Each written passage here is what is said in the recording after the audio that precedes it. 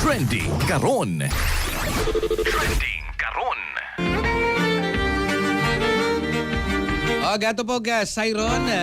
Kung saan yung mga viral trending karon sa social media, makakilala. Ay, ito ni sa Albay.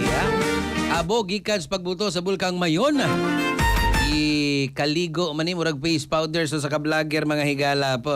Naman sa namin vlogira. So, in fairness, kuhan yun. May po diyang gihimo katong magrapa. Kaya ni viral man sad yun siya. Ato na ba ito? Ang kompletong detalye pinag-iusab ni Katropag Philip Siroano. Katropag Philip, good morning! Good morning! Naalarma ang publiko sa usa ka video nga mikaylap online. Din makita ang usa ka content creator nga doon ay account name nga Gala Vlogger nga nagdala sa baga nga abo gikan sa Mayon Volcano.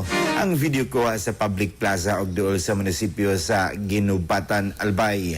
Ang abo naggikan sa pyroclastic density current nga lokal gitawag og uson nga resulta sa lava dome niadtong Mayo 2. Nabalaka ang mga netizens sa posibleng epekto nini sa panglawas sa maong vlogger. Samtang adunay ubang ni saway sa maong video, tinmatod pa sa pipila ka komento nga gibutang sa risgo ang panglawas alang sa views and likes sa social media content.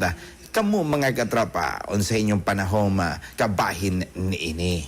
Para sa mga katropa nga mga kalalakinan na ginsa na problema na sa lawas ng kalipay. Karon mga katropa, di na ka na ang ikabalaka. Gumikan kay ang Turbo Dietary Food Supplement for Men. Mapalit na kini sa inyo mga suking batika. Kay sa Turbo, wagas ang lakas. Alang sa naghiusing Pilipino para sa Pilipinas, kini niya certified turbo user katropang Philip Siroano, ex-Afam News. Kasikas Express Balita. Cellphone Plus Gold. Mapalit sa mga butika sa inyong lugar.